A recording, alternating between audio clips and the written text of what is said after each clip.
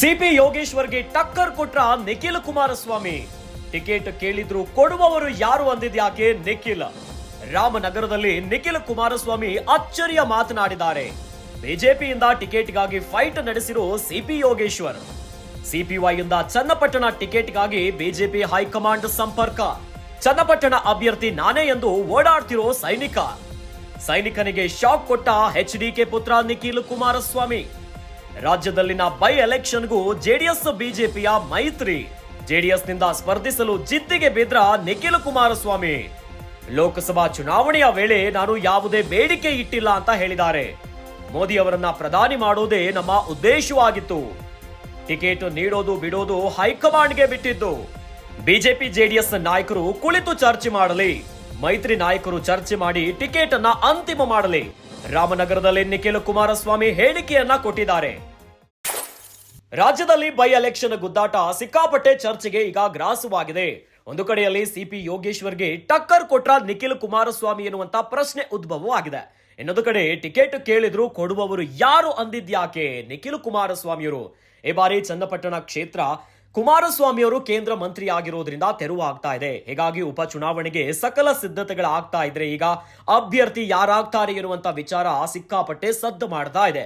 ಎಚ್ಡಿಕೆಯಿಂದ ತೆರವಾಗ್ತಿರುವ ಕ್ಷೇತ್ರದಲ್ಲಿ ಈಗ ಈ ಒಂದು ಕ್ಷೇತ್ರದ ಅಭ್ಯರ್ಥಿಯ ವಿಚಾರವಾಗಿ ರಾಮನಗರದಲ್ಲಿ ನಿಖಿಲ್ ಕುಮಾರಸ್ವಾಮಿಯವರು ಅಚ್ಚರಿಯ ಹೇಳಿಕೆಯನ್ನ ಕೊಟ್ಟಿದ್ದಾರೆ. ಅತ್ತ ಬಿಜೆಪಿಯಿಂದ ಟಿಕೆಟ್ಗಾಗಿ ಸೈನಿಕ ಸಿಪಿ ಯೋಗೇಶ್ವರ್ ಕಣಕ್ಕಿಳಿದು ಸಿಕ್ಕಾಪಟ್ಟೆ ನಾನೇ ಅಭ್ಯರ್ಥಿ ಅಂತ ಓಡಾಡ್ತಿದ್ದಾರೆ. ಇವೆಲ್ಲದಕ್ಕೂ ಈಗ ನಿಖಿಲ್ ಕುಮಾರಸ್ವಾಮಿಯವರು ಅಚ್ಚರಿಯಾಗಿ ಟಾಂಗ್ ಅನ್ನ ಕೊಟ್ಟು ಬಿಟ್ರ. ರಾಜ್ಯದಲ್ಲಿನ ಬೈ ಎಲೆಕ್ಷನ್ಗೂ ಕೂಡ ಜೆಡಿಎಸ್ ಮತ್ತು ಬಿಜೆಪಿಯ ಮೈತ್ರಿ ಇದೆ. ಇನ್ನು ಜೆಡಿಎಸ್ ನಿಂದ ಸ್ಪರ್ಧಿಸಲು ಜಿದ್ದಿಗೆ ಬಿದ್ದು ಬಿಟ್ರ ನಿಖಿಲ್ ಕುಮಾರಸ್ವಾಮಿಯವರು. ಇನ್ನೊಂದು ಕಡೆ ಲೋಕಸಭಾ ಚುನಾವಣೆಯ ವೇಳೆ ನಾವು ಯಾವುದೇ ಬೇಡಿಕೆಯನ್ನ ಇಟ್ಟಿಲ್ಲ. ಮೋದಿ ಅವರನ್ನ ಪ್ರಧಾನಿ ಮಾಡೋದೇ ನಮ್ಮ ಉದ್ದೇಶವಾಗಿತ್ತು. ಟಿಕೆಟ್ ಅನ್ನ ನೀಡೋದು ಬಿಡೋದು ಹೈಕಮಾಂಡ್ಗೆ ಬಿಟ್ಟಿದ್ದು.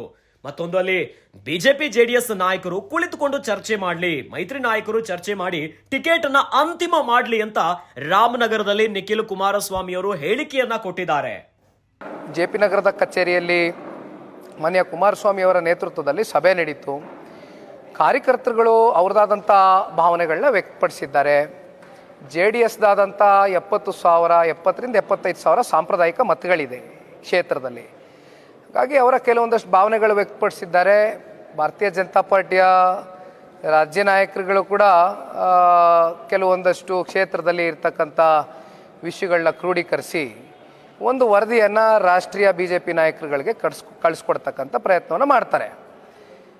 ಜೊತೆಯಲ್ಲಿ ಮಾನ್ಯ ಕುಮಾರಣ್ಣ ಅವರು, ದೇವೇಗೌಡರು ಸಾಹೇಬರು, ಎರಡೂ ಪಕ್ಷದ ಕಾರ್ಯಕರ್ತರುಗಳು ತಾಲೂಕಿನಲ್ಲಿ ಮುಂದಿನ ದಿನಗಳಲ್ಲಿ ಯಾವ ರೀತಿಯಾದಂಥ ತೀರ್ಮಾನ ತಗೋಬೇಕು ಅಂತಕ್ಕಂಥ ಸಲಹೆ ಕೊಡ್ತಾರೆ. ಆ ರೀತಿ ತೀರ್ಮಾನ ತಗೋತೀವಿ. ಕಾರ್ಯಕರ್ತರುಗಳು ಕೆಲವೊಂದಷ್ಟು ಪಕ್ಷದ ಆಂತರಿಕವಾದಂಥ ವಿಚಾರಗಳಿಗೆ ಸಂಬಂಧಪಟ್ಟಂತೆ ಕ್ಲೋಸ್ ಡೋರಲ್ಲಿ ಕೆಲವೊಂದಷ್ಟು ಭಾವನೆಗಳು ಕಾರ್ಯಕರ್ತರುಗಳು ವ್ಯಕ್ತಪಡಿಸಿದ್ದಾರೆ.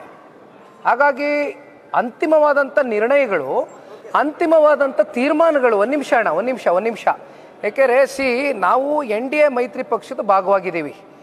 ಲೋಕಸಭಾ ಚುನಾವಣೆಯಿಂದ ಕೂಡ ನಾವು ಇವತ್ತು ಒಟ್ಟಾಗೆ ಈ ರಾಜ್ಯದಲ್ಲಿ ಹೋಗಬೇಕು ಅಂತಕ್ಕಂಥ ನಿರ್ಣಯವನ್ನು ದೇವೇಗೌಡರು ಸಾಹೇಬರ ಒಂದು ಸಾಮರ್ಥ್ಯದಿಂದ ಇವತ್ತು ನಾವು ಮುಂದುವರಿಸಿದ್ದೀವಿ.